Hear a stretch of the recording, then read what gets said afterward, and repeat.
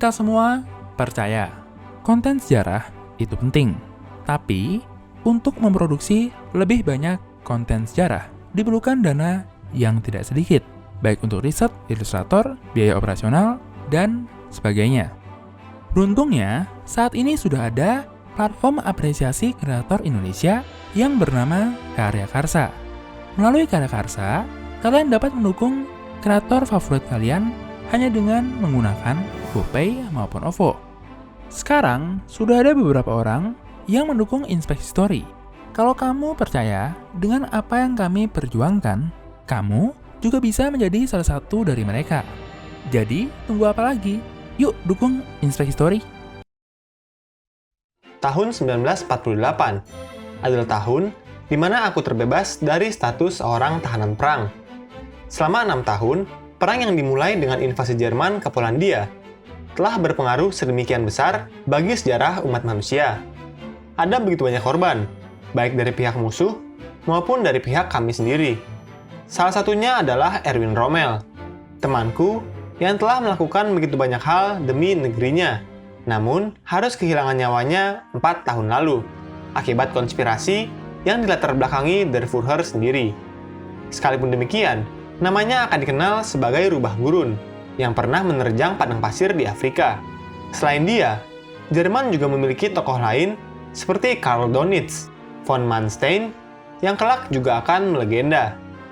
Namun, bagaimanakah dengan diriku? Aku adalah arsitek dari taktik Blitzkrieg. Blitz artinya petir, sedangkan Krieg artinya perang. Tepat sekali, namaku adalah Heinz Guderian, dan aku juga berada di Perang Dunia Kedua.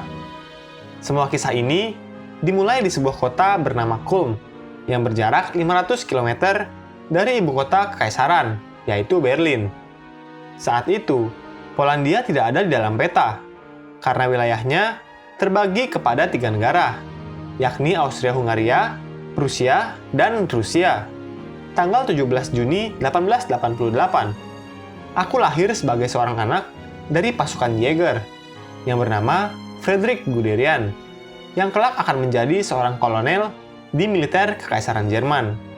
Saat aku masih muda, aku memperoleh kesempatan untuk belajar di sebuah sekolah militer unggulan, yang merupakan sekolah utama untuk kadet di kerajaan Prusia. Di sekolah itu, aku sangat tertarik mempelajari mengenai berbagai hal yang akan membuat Jerman memiliki banyak keunggulan dalam pertempurannya di masa depan. Hal ini tidak mengherankan, karena tahun 1912, kondisi politik global sedang panas-panasnya. Terlebih masalah yang terjadi di wilayah Balkan, sebuah wilayah yang diperebutkan oleh Kesultanan Ottoman, Kekaisaran Austria-Hungaria, dan Kekaisaran Rusia. Masalah pun memuncak ketika Bosnia akhirnya dianeksasi oleh Austria-Hungaria 4 tahun yang lalu. Hal ini tentu saja membuat Rusia dan sekutu-sekutunya menjadi marah, dan hal yang sama juga kami hadapi. Musuh bebuyutan kami, Prancis, yang tidak pernah bisa move on dari kehilangan Alsace-Lorraine yang kami sebut dengan istilah Elsass-Lothringen. 41 tahun yang lalu, Otto von Bismarck telah mengalahkannya, menyatukan Kekaisaran Jerman di atas kehancuran Prancis. Dan selama itu juga, Prancis tidak akan pernah bisa melupakannya. Mereka bahkan mengajarkan kepada anak-anaknya mengenai paham revanchism atau balas dendam yang didasarkan atas kekalahan mereka dalam Franco-Prussian War tahun 1870 hingga 1871. Itulah mengapa, sebagai seorang pemuda, aku sangat percaya pada perkembangan teknologi. Terlebih setelah aku melihat bagaimana Kesultanan Ottoman yang semakin sekarat karena ketidakmampuannya dalam mengejar teknologi dari negara-negara maju lainnya. Salah satu perkembangan teknologi yang paling menarik bagiku adalah radio, sebuah alat yang mampu mengirim informasi secara nirkabel. Di dalam militer, informasi dan komunikasi adalah dua hal yang sangat penting. Pihak mana yang mampu berkomunikasi dengan lebih cepat tentu memiliki keuntungan untuk mengambil keputusan lebih awal dibandingkan lawan-lawannya. Tidak mengherankan jika negara-negara membangun berbagai infrastruktur sebagai cara untuk menghubungkan sekaligus mempersatukan wilayahnya. Penguasa-penguasa membangun dan mengoperasikan sistem kurir berkuda, menara pengawas, merpati pos, dan lainnya, semata-mata karena sadar betapa berharganya informasi yang terupdate.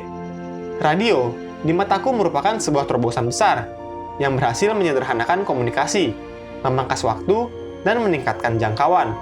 Semua hal ini dilakukan tanpa menggunakan kabel yang sangat rentan oleh tembakan maupun sabotase pihak musuh.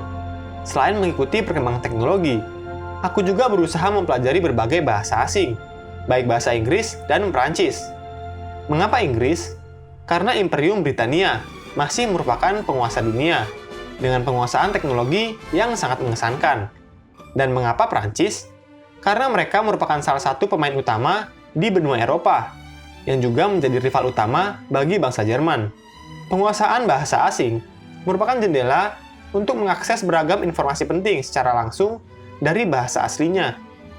Aku pun memanfaatkannya untuk mempelajari beragam dokumen militer, baik yang merupakan taktik perang maupun perkembangan terbaru di bidang militer. Kisah Heinz Guderian dalam mempelajari bahasa asing mengajarkan kita suatu hal penting dalam mempelajari sejarah, yaitu pemahaman akan bahasa asing menjadi penting bagi pemahaman dokumen sejarah. Membaca sejarah melalui bahasa aslinya membuat kita dapat lebih memahami maksud penulis yang sebenarnya. Hal ini tentu berbeda dengan terjemahan. Mengapa sejarawan mempelajari bahasa asing? Karena mereka berusaha untuk memahami makna lebih dalam dari informasi yang mereka peroleh. Mempelajari Il Principe dalam bahasa Italia, mempelajari 3 kerajaan dalam bahasa Mandarin, dan mempelajari Blood and Iron yang merupakan pidato Bismarck dalam bahasa Jerman, tentu memberikan perspektif yang berbeda. Kelihatannya memang menantang. Sekalipun demikian, baik pemahaman dan manfaat yang kita peroleh jugalah tidak sedikit. Tahun 1914, Perang Dunia akhirnya dimulai. Berbagai negara berusaha menggunakan segala cara agar dapat menghancurkan lawan-lawannya. Dari waktu ke waktu, aku semakin melihat bagaimana teknologi dapat dikembangkan oleh kedua belah pihak demi memperoleh keunggulan di dalam perang. Memanfaatkan perkembangan ilmu pengetahuan, ahli kimia Jerman yang bernama Fritz Haber mengembangkan senjata kimia dalam bentuk gas beracun. Teknologi aviasi juga digunakan pilot-pilot unggulan seperti Manfred von Richthofen mulai berterbangan di angkasa untuk berduel dengan musuh-musuhnya. Di lautan, kapal perang tipe baru yang bernama Dreadnought menjadi penguasanya. Sekalipun demikian, U-boat milik Jerman juga terus dikembangkan. Di mataku, perang ini merupakan perang modern, sebuah perang yang memperkenalkan dan mengembangkan berbagai inovasi-inovasi baru. Saat awal perang berlangsung, aku hanya merupakan anggota batalion signal dari divisi kavaleri kelima. Pada saat itu, komunikasi nirkabel masih belum efektif digunakan. Hal ini justru semakin meyakinkanku betapa pentingnya pengembangan komunikasi nirkabel.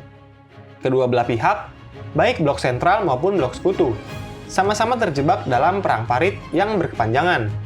Keduanya berusaha menyelesaikan masalah ini menggunakan caranya masing-masing. Di tahun kedua dari perang ini, terdapat beberapa peristiwa yang sangat menggemparkan.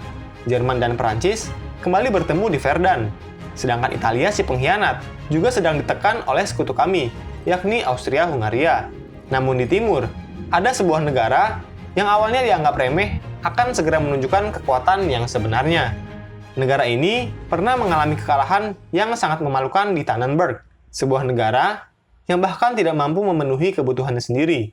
Bagaimanakah mereka berperang? Rusia bukanlah ancaman sebesar Prancis dan Inggris. 4 Juni 1916 di Lutsk. Sejarah membuktikan bahwa kami salah. Tentara Rusia berhasil menyerang dan mengamankan kurang lebih 26.000 pasukan Austria-Hungaria dengan menggunakan taktik yang dirancang oleh Jenderal Alexei Brusilov. Dengan taktik barunya, Rusia menembakkan artilerinya kepada lawan-lawannya, yang kemudian disusul dengan serangan terkoordinasi oleh pasukan khusus. Hal ini mengingatkanku bagaimana Rusia telah belajar begitu banyak dari kekalahan mereka, baik di Crimean War maupun di Tannenberg. Jika di front barat, serangan ditujukan ke parit-parit pertahanan lawan. Tidak demikian dengan taktik Brusilov, yang hanya mengarahkan pasukan-pasukannya ke poin-poin penting dari pertahanan lawan. Misalnya seperti parit pertahanan yang kurang dijaga, atau jauh dari jangkauan senapan mesin. Apabila parit berhasil diamankan, barulah pasukan lainnya menyerang parit-parit lawan di sekitarnya. Penggunaan taktik ini begitu mengesankanku dan para perwira Jerman lainnya. Kami semua ingin mempelajari taktik Brusilov. Tidak mengherankan jika taktik itu akan diintegrasikan dengan konsep pasukan elit yang sedang dikembangkan oleh para perwira Jerman, seperti Erwin Rommel maupun Willy Roher, yang kemudian dikembangkan dan ditetapkan lebih jauh oleh Jan Oskar von Witter. Hasil pengembangan tersebut akan muncul dalam bentuk pasukan elit, yang dikenal dengan nama Stormtrooper.